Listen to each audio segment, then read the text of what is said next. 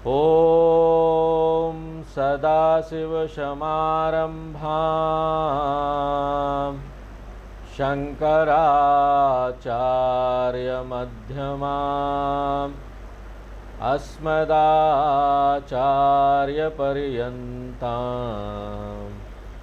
वन्दे गुरुपरम्पराम्। ओम।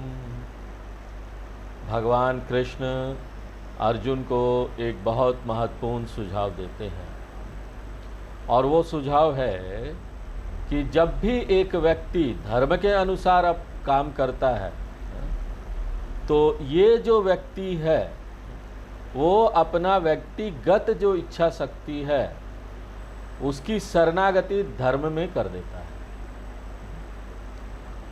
तो धर्म के अनुसार काम करना यानी शरणागति करना अपने व्यक्तिगत इच्छा शक्ति को, धर्म को। और धर्म क्या है? धर्म वो शिक्षा है जो भगवान ने दिया। तो धर्म को हम क्या ले सकते हैं कि ये भगवान की इच्छा है। तो धर्म के अनुसार चलना ये शरणागति करना है अपने व्यक्तिगत इच्छा शक्ति का धर्म को। और क्योंकि धर्म जो है वो भगवान की इच्छा शक्ति है, भगवान की इच्छा है, हम ये बोल सकते हैं कि धर्म को शरणागति करना यानी भगवान की इच्छा को शरणागति करना। और जब आप अपनी इच्छा को भगवान की इच्छा से मिला लेते हैं तो आपका अपना इच्छा शक्ति खोता नहीं है। इसके बाद भी आपकी अपनी इच्छा शक्ति है। आप यहाँ पर अपने विकल्प का चुनाव कर सकते हैं कि आप राग द्वेष के अनुसार चलना चाहते हैं। और जब आप राग द्वेष के अनुसार चलते हैं बिना धर्म को देखे हुए, तो जो व्यक्तिगत इच्छा है वो धर्म के साथ एका नहीं होता। और जब वो धर्म के साथ एका नहीं है तो भगवान की इच्छा के साथ उसकी एका नहीं है। तो यहाँ पर शिक्षा क्या दिया जा रहा है कि आपके पास कर्म करने की स्वतंत्रता है, इच्छा शक्ति है, और आप यहाँ पर विकल्प का चुनाव कर सकते हैं अपने राग द्वेष के अनुसार या फिर धर्म अधर्म के अनुसार। अर्जुन का राग द्वेष बोल रहा था कि युद्ध को छोड़ के चले जाओ। क्यों? क्योंकि वो आसक्त था, भीष्म और द्रोणाचार्य में बहुत आसक्ति थी उसकी। अर्जुन की जो इच्छा शक्ति है उसका दो पक्ष है। उसका राग द्वेष उसको बोल रहा था कि ये जो युद्ध है उसको मत लड़ो, इससे अच्छा है कि जंगल में चले जाओ, वहाँ भिक्षा मान के भिक्षा का अन्न खा के वहाँ पर जीवित रहो। ये हमने दूसरे अध्याय में देखा था। साथ साथ उसका धर्म का ज्ञान उसको बोल रहा था कि धार्मिक काम क्या है? युद्ध लड़ना। ये धर्म युद्ध है, युद्ध लड़ा जाए। तो उसका जो इच्छा शक्ति था उसमें दो विकल्प थे, राग द्वेष आधारित त्याग, युद्ध का त्याग, या धर्म आधारित युद्ध को वर्ण करना और युद्ध लड़ना। और यहाँ पर कृष्ण का, भगवान का सुझाव क्या है? अगर आप अपने राग द्वेष से जा रहे हैं तो ना आप अपनी इच्छा शक्ति का सही उपयोग नहीं कर रहे हैं, आप अपनी इच्छा शक्ति का दुरुपयोग कर रहे हैं, जो आपको पतन की ओर ले जाएगा। जो आपका अपना चुनाव है उसमें भगवान कोई सहायता नहीं कर सकते। अगर एक व्यक्ति ने निर्णय ले लिया कि पतन की ओर जाना है तो भगवान उसमें कुछ नहीं कर सकते। रावण ने चुनाव किया था कि उसको पतन की ओर जाना है, कंस ने चुनाव किया पतन की ओर जाना है, अर्जुन भी चुनाव कर सकता था। इसलिए कृष्ण भगवान यहाँ अर्जुन को सुझाव दे रहे हैं कि अर्जुन अपनी इच्छा शक्ति का दुरुपयोग मत करो और यहाँ पर ना अपना आध्यात्मिक पतन मत करवाओ। या फिर तुम ना यहाँ पर अपना जो इच्छा शक्ति है उसको सही उपयोग करो और इस युद्ध को चुनो जो कि बहुत अच्छा और रुचिकर नहीं है। ये कोई बड़ा प्लेजेंट ड्यूटी नहीं है, कर्तव्य ऐसा नहीं है कि तुमको बड़ा अच्छा लगे करने, क्योंकि यहाँ पर तो तुमको अपने सगे संबंधियों को मारना था। हाँ? इसलिए तुम अपने आसक्ति के अनुसार मत जाओ, अपने धर्म के अनुसार जाओ। धर्म्यादि युद्धाश्रेयोन्यत क्षत्रियस् न विद्यते।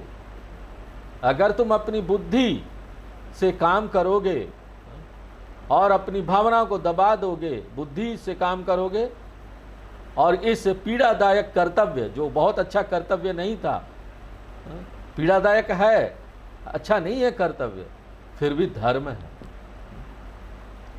अगर धर्म का चुनाव करोगे तो ये क्या होगा कि तुम न भगवान की इच्छा शक्ति से अपनी इच्छा शक्ति को मिला ले रहे हो। और अगर आप अपनी इच्छा शक्ति की शरणागति भगवान को करेंगे, इसके अनुसार आप धार्मिक विकल्प को चुनेंगे, ये पीड़ादायक है फिर भी, तो ना यह आपका आध्यात्मिक विकास करवाएगा। तो ये जो धार्मिक विकल्प है, अपने इच्छा शक्ति को चुनना, और अधार्मिक विकल्प का चुनाव करते हैं तो क्या है, अपने इच्छा शक्ति का ना आप दुरुपयोग कर रहे हैं। राग द्वेष पर आधारित जो कर्म है वो ना इच्छा शक्ति, जो कर्म करने की स्वतंत्रता है, उसका दुरुपयोग करना है। धर्म अधर्म पर आधारित अगर आप कर्म करते हैं तो आपने अपने कर्म करने की स्वतंत्रता को चुना। दूसरी भाषा में इसको बोलेंगे, यही है भगवान की इच्छा को शरणागति करना, भगवान को शरणागति करना, और यही सच्ची भक्ति है। भक्ति और कुछ नहीं है। यहां पर आप देखेंगे कि कर्म योग और भक्ति दोनों एक साथ ना मिश्रित हो जा रहे हैं, मिल जा रहे हैं, क्योंकि एक सच्चा कर्म योगी वो है जो ना धर्म के अनुसार काम करेगा। इसका अर्थ हुआ कि हरेक कर्म योगी जो है वो अपनी इच्छा शक्ति का शरणागति भगवान की इच्छा में करेगा। जब ये जबरदस्ती हम कोई काम करते हैं, शरणागति करते हैं जबरदस्ती का, तो वो अपने आप को दबाना हुआ। लेकिन जब आप शरणागति परिपक्वता से करते, समझ से करते हैं, जैसे कि ना यहाँ पर आप ट्रैफिक सिग्नल में जाएंगे, बड़े बड़े शहरों में ट्रैफिक सिग्नल है और वहाँ पर कोई नहीं है, तो मैं ना चाहूँ तो उल्लंघन कर सकता हूँ, कोई पुलिस नहीं है मुझे रोकने के लिए। अगर पुलिस मुझे रोकता है ऐसे सिचुएशन में, तो क्या हो गया, हम अपने आप को दबा रहे हैं। लेकिन कोई पुलिस नहीं है, लाल बत्ती है, और हम चुनते नहीं कोई नहीं है, फिर भी हम इसका उल्लंघन नहीं करेंगे। तो इसको बोलते हैं ना, हमने स्वेच्छा से शरणागति की। यही ना सचमुच का भक्ति है भगवान को। तो कोई भी यहाँ पर सच्चा कर्मयोगी नहीं हो सकता है बिना भक्त हुए, क्योंकि एक कर्मयोगी जो है वो हर समय धर्म का पालन करता है। इसका अर्थ हुआ कि वो ना अपनी इच्छा शक्ति को शरणागति करता है, राग द्वेष का शरणागति करता है धर्म में। धर्म यानी भगवान। इसलिए हरेक कर्मयोगी जो है वो सचमुच का भक्त है। इसलिए अर्जुन क्या है, उसको भक्त बनना है। भगवान बोल रहे भक्त बनो। द्रोणम च भीष्मं च जयद्रथं च कर्णं तथा न्यानपि योधवीरान् मया हतांस्त्वं जहिमा व्यतिष्ठा युद्धस्व जेतासि रणे सपत्नान्। बहुत कठिन है ये काम, लेकिन तुमको करना पड़ेगा। मारना है अपने ही लोगों को। द्रोणाचार्य जी को मारना है, तुम्हारे गुरु हैं, अपने दादाजी को मारना है, लेकिन दुर्भाग्यवश ना क्या है कि इन लोगों ने ना अधर्म का पक्ष चुना है। ये बड़ी कड़वा है, कठिन है, ये पीड़ादायक है, लेकिन अपनी भावना में बहकर काम मत करो। मनोमय कोश के अनुसार मत जाओ, अपने विज्ञानमय कोश के अनुसार जाओ कि विज्ञानमय कोश क्या बोलता है। विवेक तुम्हारे कर्म में प्रधान होना चाहिए। अंदर की क्रिया जो है, प्रतिक्रिया, वो प्रधान नहीं होना चाहिए। इसलिए द्रोणाचार्य को तो तुमको मारना है, भीष्म को भी मारना है, कटक कटक कट। बहुत पीड़ादायक है ये।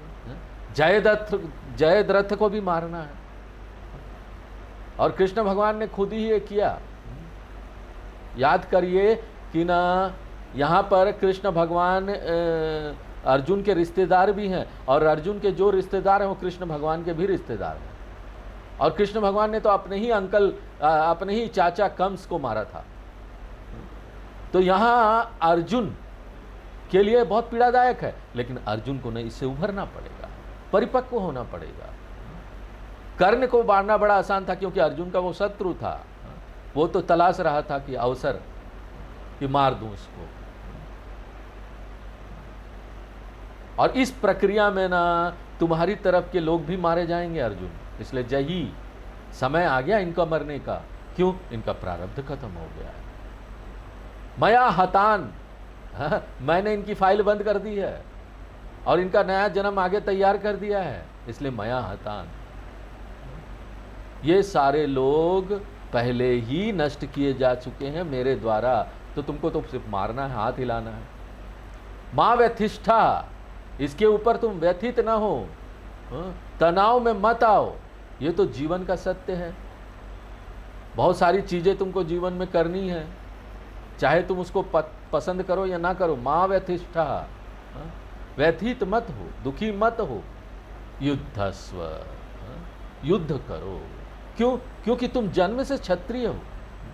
अगर तुम ब्राह्मण होते तो इन सब से बच सकते थे, कहीं जाकर बैठ जाते, जप वगैरह पूजा वगैरह करते, ये सारी चीजें करते।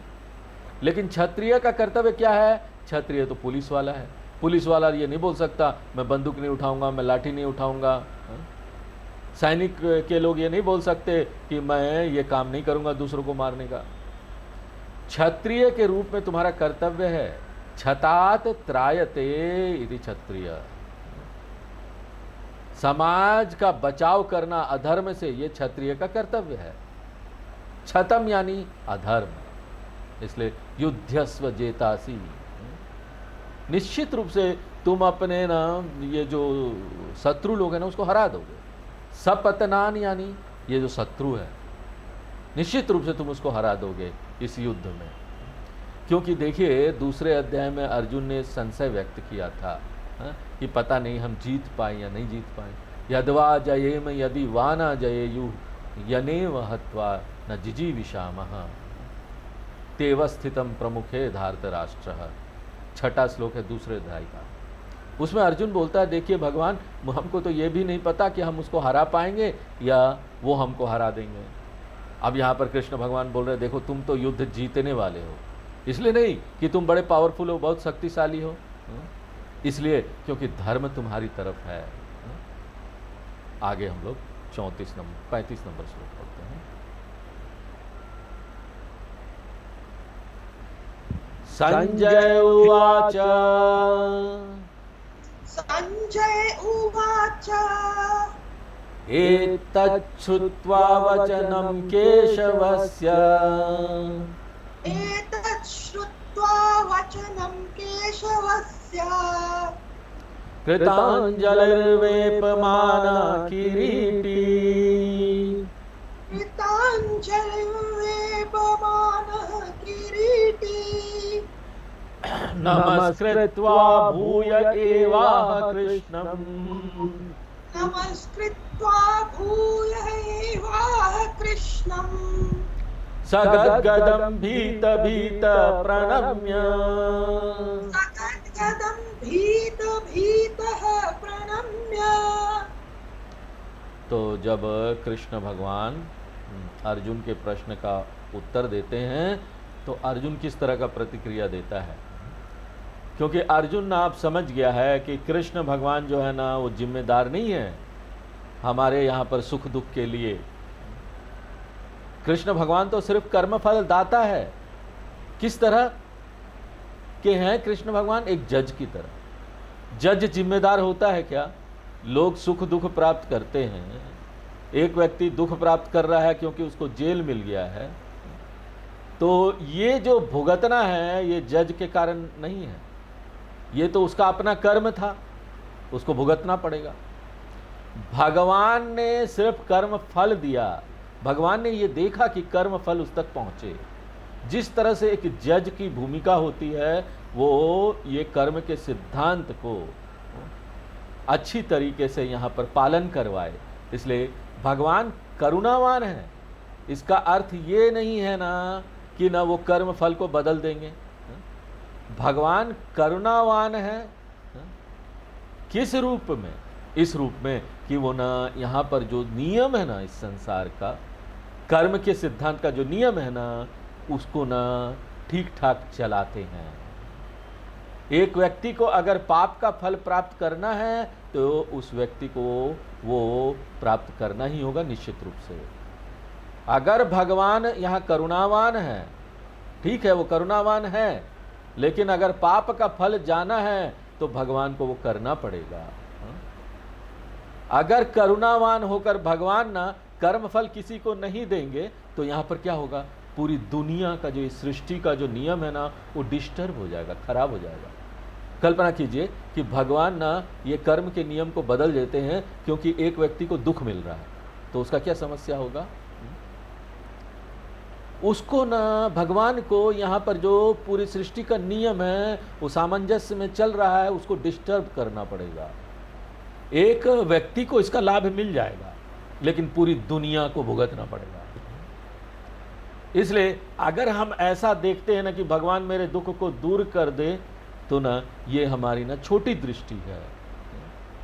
ये ऐसे ही है जैसे एक व्यक्ति ना मान लो गिर रहा है, किसी प्रकार से गिरने वाला है, तो धरती का गुरुत्वाकर्षण शक्ति है ना, वो क्या बोलता है? अगर आप ठीक से खड़े नहीं होंगे तो नीचे गिर जाएंगे, ऊपर उड़ेंगे नहीं। तो मान लो भगवान को बड़ा करुणा आ जाता है और भगवान बोलते चलो 10 मिनट के लिए मैं ये धरती का गुरुत्वाकर्षण शक्ति को बंद कर देता हूं ताकि ना इसको वो दुख नहीं मिले। फिर क्या होगा? पूरी दुनिया आकाश में उड़ जाए क्योंकि यहाँ कोई नीचे नहीं रह पाएगा। अगर गुरुत्वाकर्षण शक्ति खत्म हो जाती है तो हम ऊपर उड़ने लगेंगे। जिस तरह से अंतरिक्ष यात्री लोग होते हैं, ऊपर उड़ते रहते हैं, हम भी ऊपर एक दूसरे से टकराएंगे उड़ उड़ के। मान लीजिए कि कोई हजरतगंज में यहाँ गिरने वाला है, उसने भगवान को भगवान प्रार्थना कर बचाओ। अब भगवान ने 2 मिनट के लिए ये नियम को बदल दिया। बहुत करुणावान है ना भगवान। वो बोलेंगे चलो चलो इसको रोक दो, तो हम सब लोग ना ऊपर उड़ उड़ के अपने दीवार से टकराएंगे, फैन से टकराएंगे। तो याद रखिए कि ना ये बड़ी छोटी दृष्टि है। भगवान से शिकायत करना और उनसे मांगना कि भगवान आप ना ये नियम को बदल दीजिए, अपने निजी लाभ के लिए हम ये प्रार्थना करते हैं। ये जो कर्म का सिद्धांत है ना, वो इस सृष्टि को बचाए रखने के लिए जरूरी है। जिस तरह से यहाँ पर ट्रैफिक सिग्नल सही सही काम करना चाहिए। एक व्यक्ति को ट्रेन मिस हो रहा है, क्यों? लाल बत्ती है, वो आगे नहीं बढ़ सकता। एक व्यक्ति का ट्रेन मिस होने वाला, क्यों? अरे लाल बत्ती में रुकना पड़ गया, 5 मिनट ट्रेन आ रही है उधर, और थोड़ी देर के लिए सिग्नल स्विच ऑफ कर दे तो क्या होगा? ये काम नहीं करेगा। सब लोग एक दूसरे को धक्का मार देंगे। एक व्यक्ति के लिए कितने लोगों का नुकसान हो जाएगा। इसलिए अर्जुन ये बात को समझ गया था कि भगवान जो है ना, वो निर्दयी नहीं है, वो पक्षपाती नहीं है। भगवान का ये काम है धर्म को चलाए रखने के लिए, इस समाज का नियम को चलाए रखने के लिए, दुनिया का नियम को चलाए रखने के लिए जरूरी है। इसलिए अगर मेरे पाप कर्म मुझे यहाँ पर पीड़ा लेके आ रहे हैं तो ना मुझे अपनी भावना को बदलना पड़ेगा और यहाँ पर जो भी पीड़ा मुझे आ रही है उसको स्वीकार करना पड़ेगा। अगर हम निराश होते हैं तो ये काम नहीं चलने वाला है। बिना निराशा के, बिना शिकायत के भगवान को दोष नहीं देना है। बिना ये बोले, बिना भगवान को दोष दिए कि भगवान अन्यायी हैं, बड़े निर्दयी हैं, हमको अपनी भावना को बदलना पड़ेगा। जो भी पीड़ा आ रहा है उसको स्वीकार करने के लिए। और सबसे अच्छा तरीका क्या है? अगर कोई दुख आता है तो उसको स्वीकार करने का सबसे अच्छा तरीका क्या है? एक तरीका है, ट्रिक है, हम आपको सिखाएंगे। और वो क्या है? हर समय जब हमको दुख आ रहा है ना, तो हमको जानना चाहिए कि वो हमारे पुण्य और पाप के कारण आ रहा है। हमको अगर पीड़ा मिल रहा है तो वो पाप है, पाप है। हाँ, तो हर समय जब हमको ये पाप का पीड़ा मिले ना, तो हमको क्या बोलना चाहिए? चलो भाई, एक पाप तो कम हो गया। हाँ? ये बोलने के बदले कि हम यहाँ बड़े दुख झेल रहे हैं, हमको ये बोलना सीखना चाहिए कि चलो ये दुख मिला, इसके कारण हम और शुद्ध हो गए, भगवान के नज़दीक पहुँच गए। क्यों? ये पाप मेरा कम हो गया, मैं धीरे धीरे और शुद्ध होते जा रहा हूँ। तो हमको पॉजिटिव देखना चाहिए इसमें। हाँ? देखिए सचमुच में ना, जब हम को सुख मिल रहा होता है ना, हमको बड़ा मज़ा नहीं करना चाहिए। उससे क्या होता है कि ना, हमको पता होना चाहिए ना कि हमारा सुख कम होते जा रहा है। खैर हमको वो देखना चाहिए, देखना नहीं है। जब सुख मिल रहा है तो सुख का आनंद लीजिए, लेकिन कम से कम जब आपको दुख आ रहा है ना, तो अपने आप को बोलना चाहिए चलो एक पाप कम हो गया। तो हमको अपनी भावना को बदलना है जब ये पीड़ा आता है, यही एक तरीका है। और अर्जुन इस बात को समझ गया था कि हे भगवान, आपका ना काम करने का तरीका बड़ा गूढ़ है, गहना कर्मणो गति, आप सबको प्रेम करते हैं, आप में बड़ा करुणा है, लेकिन आपका करुणा कैसे अभिव्यक्त होता है? कर्म के सिद्धांत का रखरखाव करके ये करुणा अभिव्यक्त होता है। तो यहाँ पर ना एक प्रश्न आना चाहिए अलग से, ये गीता का विषय नहीं है, लेकिन ये प्रश्न को मैं उठाऊंगा और इसका उत्तर भी आपको दूंगा। अगर भगवान को यहाँ पर कर्म का सिद्धांत को काम करवाना है, तो इसका क्या अर्थ हुआ कि जो प्रायश्चित कर्म हम करते हैं, ज्योतिष लोग हमको बताते हैं ये कर्म कट जाएंगे अगर आप हर एक बृहस्पति को काली गैया को इतना रोटी खिलाएंगे, तो ये सब होता है ना प्रायश्चित कर्म। तो क्या प्रायश्चित कर्म बेकार है, अनुपयोगी है? क्यों? क्योंकि कर्म का सिद्धांत को तो अपना काम करना है। अगर कर्म का सिद्धांत को अनिवार्य रूप से अपना काम करना है, तो हमको प्रार्थना करने की क्या जरूरत भगवान को, हमको ये सब प्रायश्चित कर्म करने की क्या जरूरत, ये सब तो बेकार हो जाएगा। नहीं, प्रायश्चित कर्म बेकार नहीं जाता, प्रायश्चित कर्म भी काम करेगा। और लेकिन वो काम क्या करेगा? कर्म के सिद्धांत के अनुसार। किस तरह से काम करेगा प्रायश्चित कर्म? यहाँ पर ना मैं एक दूसरा पुण्य कर रहा हूँ। अगर मैं रोटी खिला रहा हूँ गाय को, या फिर शनिवार को 108 नाम का जप कर रहा हूँ शनि देव का, तो ये सब पुण्य पैदा करेगा ना, ये सब काम पुण्य पैदा करता है। आपका पुण्य भरा, वो पाप के उल्टा है। हम ऊपर एक पत्थर फेंक रहे हो, नीचे आ रहा, नीचे से फिर एक पत्थर फेंकते हैं उसी स्पीड के साथ में, तो दोनों टकरा जाएगा और वो नील हो जाएगा, संतुलन हो जाएगा। तो उसमें वो शक्ति होती है कि ना वो ना उसको कम कर दे या ख़त्म कर दे।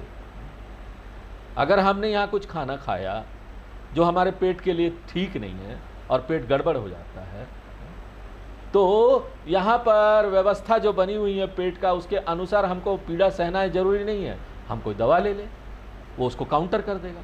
इसलिए प्रायश्चित कर्म क्या है, इस तरह से काम करता है,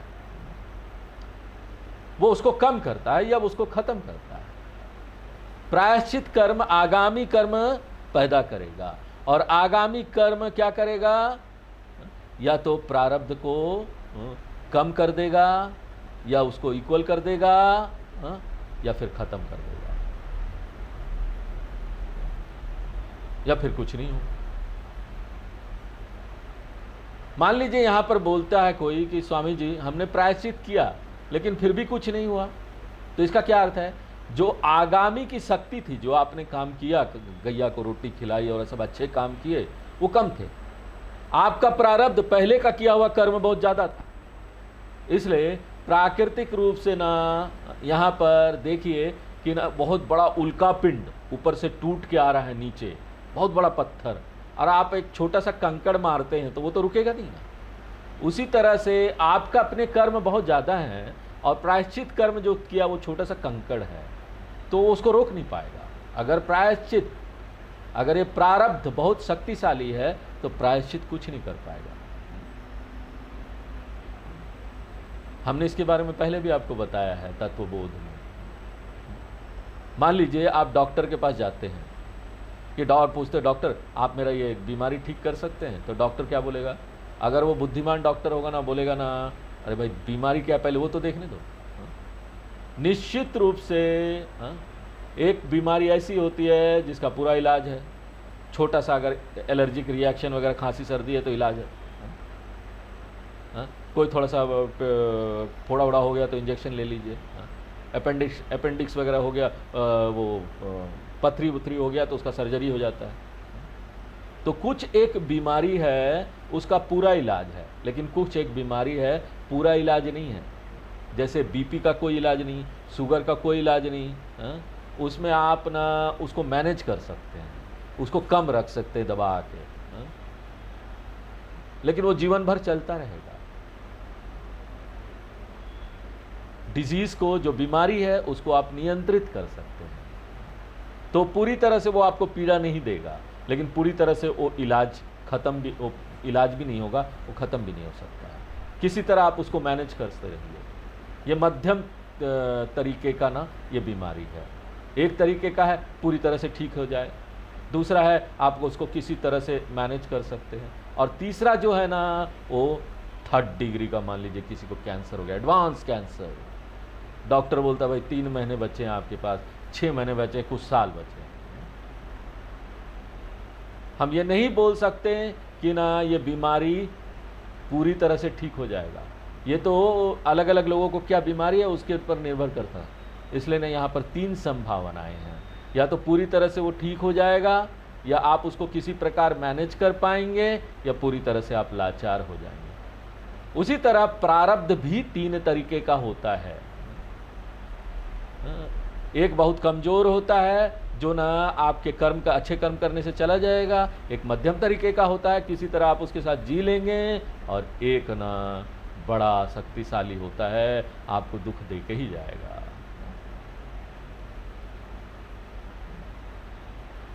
तो प्रारब्ध बदला जा सकता है कि नहीं? जो कर्म आ रहा है बदला जा सकता है कि नहीं? प्रारब्ध में तो बहुत सारे कर्म हमने किए हुए हैं, एक प्रारब्ध तो है ही नहीं। यहाँ तो लड़ियाँ हैं कर्मों का, जो पुराने जन्म में इस जन्म में हमने किए वो सब आने वाला है। एक प्रारब्ध जो आया है वो प्रबल है कि वो दुर्बल है कि मध्यम है, हम नहीं जानते हैं। अगर कोई दुर्लभ प्रारब्ध है तो प्रायश्चित उसको पूरी तरह से खत्म कर देगा। दुर्बल है, उसमें इतनी शक्ति नहीं है।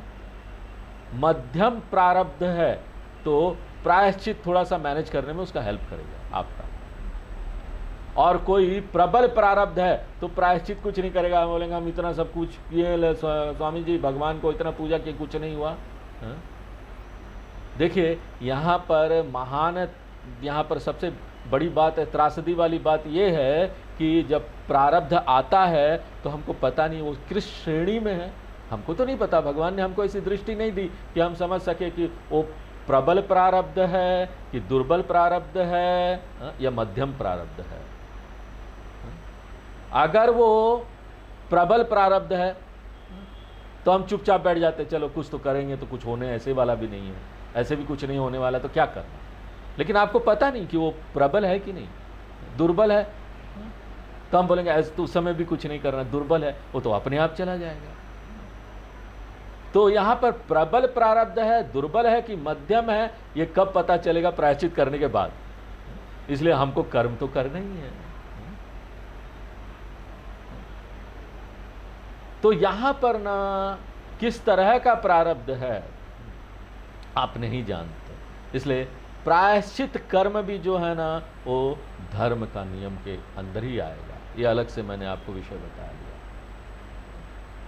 और यहाँ पर देखिए भीष्म और द्रोणाचार्य जो जिनको सब भगवान बोल रहे मार चुके हैं, वो किसी भी प्रायश्चित से बच नहीं सकते हैं, प्रबल है। तो हे अर्जुन, इनका जो मृत्यु होना है ना प्रबल प्रारब्ध है, इसलिए तुम इनको मार दो, ये मरने वाले हैं। तो जब अर्जुन पहचान जाता है कि भगवान कर्म फलदाता है, तो अर्जुन का ना भगवान के प्रति जो भावना था ना पूरी तरह से बदल जाता है। अभी तक अर्जुन का भावना क्या था? आश्चर्य का, और फिर वो काल वाला देखा तो भयभीत हो रहा था। अब वो बदल क्या गया? शरणागति में, भक्ति में। भगवान आप तो महान है। इसको बोलते हैं कि आपने अपनी इच्छा शक्ति का शरणागति कर्म के सिद्धांत में कर दिया। स्वामी दयानंद जी भगवान की परिभाषा क्या देते थे? भगवान कौन है? ये जो सृष्टि का नियम है ना, जो सामंजस्य धर्म जो चल रहा है, वही भगवान है। तो अगर आप अपनी इच्छा शक्ति का इस नियम को शरणागति कर देते हैं, भगवान का नियम को, तो भगवान को ही शरणागति करना हुआ।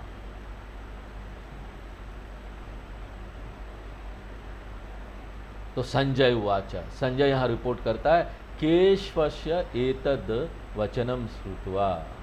अर्जुन अच्छी तरीके से इस नियम को बड़े स्पष्ट रूप से समझ गया था कि वो भगवान को ये नहीं बोल सकता कि भरद्वाज निर्दयी है कि करुणावान है। ये तो हमारा अपना सोच है। भगवान कभी भी निर्दयी या करुणावान नहीं होते हैं। भगवान जो है, सम्मोहम सर्वभूतेषु न मे द्वेष्टि न प्रियः। मैं ना तो निर्दयी हूं न करुणावान हूं, मुझे दुनिया चलाना है धर्म के अनुसार। तो किरीटी यानी अर्जुन और वेपमान यानी वो ना बहुत भयभीत हो रहा था। तो आज हम लोग यहीं पर विराम देते हैं, आगे नेक्स्ट क्लास में। ओम पूर्णमदः पूर्णमिदं पूर्णात् पूर्णमुदच्यते पूर्णस्य पूर्णमादाय पूर्णमेवावशिष्यते। ओम शांति शांति शांति।